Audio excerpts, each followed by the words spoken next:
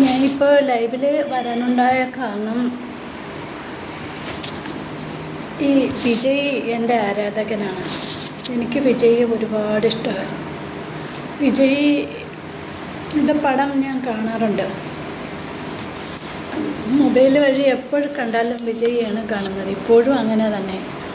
വിജയ് വിവാഹം കഴിച്ച് നല്ല ഒരു ഭാര്യയായിരുന്നു സംഗീതയ്ക്ക് ഒരു വൃത്തികെട്ട കൂട്ടുകെട്ടുമില്ല. പക്ഷേ ഭർത്താവിനെ അധികം സ്നേഹിക്കുന്ന തെറ്റാണെന്ന് പറയാൻ പറ്റില്ല.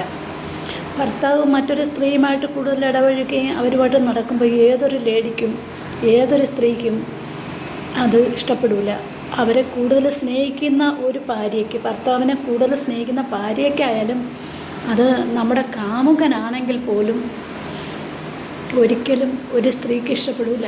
മറ്റൊരു സ്ത്രീയുമായിട്ട് ഒരുപാട് കറങ്ങി നടക്കുന്നതും ഷൂട്ടിങ്ങിലൂടെ വിജയ് തെറ്റൊന്നും ചെയ്തില്ല, അവളുമായിട്ട് തൃശ്ശയായിട്ട് വെറും ഒരു ഫ്രണ്ട് അഭിനയത്തിലുള്ളത് മാത്രമേ ഉള്ളെന്ന് പറഞ്ഞാൽ ആരും വിശ്വസിക്കത്തില്ല. കാരണം തോനെ നാളായി അവർക്കുള്ള ഇത് സ്വന്തം ഭാര്യയെ കാണുകയും അത് വിലവല് ചെയ്യുകയും ഇനി പോകില്ല എന്ന് പറയുകയും ചെയ്തിട്ട് ഇവർ കറങ്ങി നടക്കുകയും പോവുകയും ചെയ്യുന്നത്. വിജയ് തെറ്റ് ചെയ്തില്ല എന്ന് പറഞ്ഞാൽ ആരും വിശ്വസിക്കത്തില്ല. പക്ഷെ ഞാൻ വിശ്വസിക്കും. ഞാൻ വിജയുടെ ആരാധികയാണ്. ഒപ്പം സംഗീതയുടെയും മക്കളുടെയും ആരാധികയാണ്.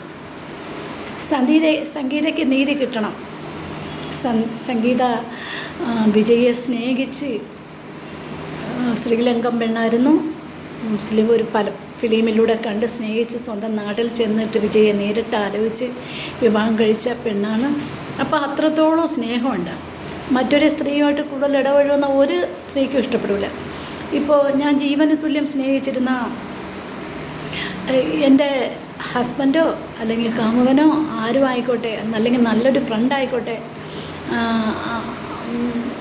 അല്ലെങ്കിൽ നമ്മളെ പ്രിയപ്പെട്ട നമ്മളെ വിവാഹം കഴിച്ച ആളായിക്കോട്ടെ, നമ്മളെ ഹസ്ബൻഡായിക്കോട്ടെ, നമ്മളെ പ്രിയപ്പെട്ട ജീവന് തുല്യം സ്നേഹിക്കുന്ന ഒരാൾ നമ്മളെ അല്ലാതെ മറ്റൊരു സ്ത്രീയുടെ ജീവിതം കഴിച്ചു കൂട്ടുന്നത് പോലും ഒരു നല്ലൊരു സ്ത്രീക്കും പറ്റില്ല. സ്നേഹിച്ചാൽ പോലും പറ്റില്ല. ഒരു പെണ്ണിനും സഹിക്കാനാവില്ല. അപ്പോൾ സംഗീത എങ്ങനെ കുറ്റം പറയും? വിജയുടെ മോൻ വിജയുടെ ഉടമ്പറവിയാണ്. 2 മക്കളും വിജയുടെ മക്കളാണ്. ഈ സംഗീത എന്ന് പറഞ്ഞ പെൺകുട്ടിക്ക് ലേഡിക്ക് മറ്റൊരു വൃത്തികെട്ട സ്വഭാവവും ഇല്ല. വൃത്തികെട്ടെന്ന് ഞാൻ ഉദ്ദേശിച്ച വേറൊരു ആണുമായിട്ടും ഒരു വീക്കൻസ് ഉള്ളതാണെങ്കിൽ ഇദ്ദേഹത്തിനെ കണ്ട് ഇദ്ദേഹത്തിനെ വിവാഹം കഴിക്കാൻ വേണ്ടി ആഗ്രഹിച്ച് നാട്ടിൽ തിരക്കി വന്ന പെണ്ണാണ്. മോശക്കാരിയൊന്നും അല്ല. അഥവാ ഇനി അങ്ങനെ ആണെങ്കിൽ പോലും അത് വിജയുടെ തെറ്റുകൊണ്ടാണെന്ന് മാത്രം പറയേണ്ടി വരും. വിജയ് ഞാൻ ഇഷ്ടപ്പെട്ട നല്ലൊരു നടനാണ്. വിജയ് ആരെങ്കിലും പറയുന്നത് പോലും എനിക്ക് ഭയങ്കര വിഷമമാണ്. പക്ഷേ എന്നാൽ വിജയുടെ വൈഫിനും കൊച്ചുങ്ങൾക്ക് നീതി ലഭിക്കണം. തൃശ്ശ എന്ന് പറഞ്ഞാൽ തൃശ്ശ എനിക്ക് ഇഷ്ടപ്പെട്ട ഒരു നടിയായിരുന്നു. പക്ഷേ ഇപ്പോഴ് മഹാമോശക്കാരിയാണ്.